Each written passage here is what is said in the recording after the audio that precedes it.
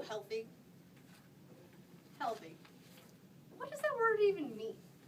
It's one of those obnoxious words that when you look it up, it uses the base word in the definition. It's a relative term. For just about everybody, it means something different.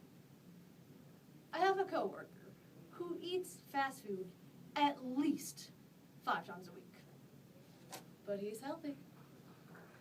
I live in Boulder, surrounded by people that will ski for 5 hours. Then they do a 10-mile run, and then they bike to the brewery. They are the picture of health. Personally, my health has been an obstacle since a very young age. I've worked with many people and sought out help in many different places to overcome my health problems. Regardless of the doctors, the specialists, or even the online search results, there's 3 themes that always seem to come up. Sleep, exercise, diet.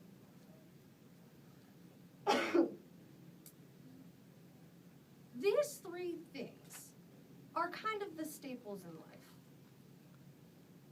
And once you go a step further, you find out that the most important thing in each of these 3 areas is yourself. You have to take time to accept yourself and stop and listen to what your body is needing and feeling and wanting. Now, I could have talked about each one of these individually, but sleep, exercise, diet, they're intertwined and they're codependent upon each other for a healthy living style.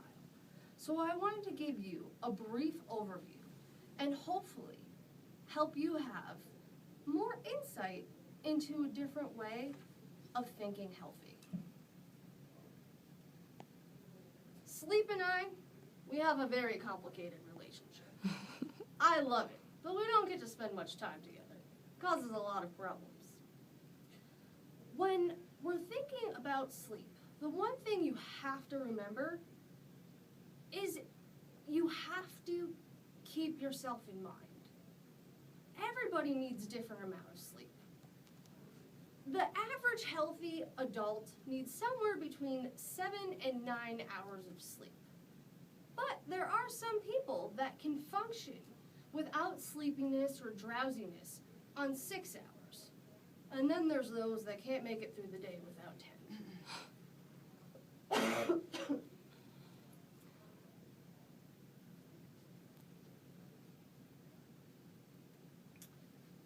These averages that they put out, they can vary depending upon your life circumstances and what's going on day to day.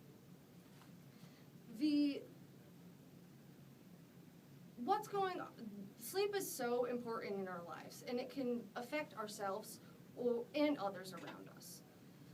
The Challenger space shuttle disaster, the Chernobyl nuclear meltdown, and the 1989 Exxon oil spill were all caused to some extent by sleep deprivation. If it takes you less than 5 minutes to fall asleep, you're probably sleep deprived. It should generally take you about 10 minutes to fall asleep.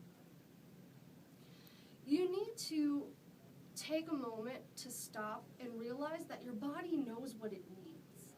If you can listen to your body and take time to follow through on what it's asking you, you can make all the difference. Exercise, to me, has 3 different variations of caring about it. On the one, people just don't care. People like me, you try and make it work when it works for you. And then you have the people fully committed to exercise. I'm on my way from making it work to being fully committed. But it's a commitment. Exercise or physical activity gets broken down into your strengthening, your stretching, your aerobics. You have light and moderate and vigorous. If you're one of those fast food junkie couch potato people, really don't suggest just jumping off the couch and doing an hour of vigorous workout. Probably not going to work out so well. Maybe try some light stretching, do a little walking. Less than 5% of adults participate in 30 minutes of physical activity each day. Only 1 in 3 adults receive the recommended amount of physical activity each week. You have to listen to your body and make sure that the decisions that it's making are moving in a positive direction and not just being excuses. If you do something, it's better than nothing, and you have to make it fun. The more fun you can allow yourself to have when trying to do exercise, the more easily you'll be able to move from not caring about it to being fully committed. Now, diet. That's one of those things that takes that knowing yourself and listening to yourself to a whole new level.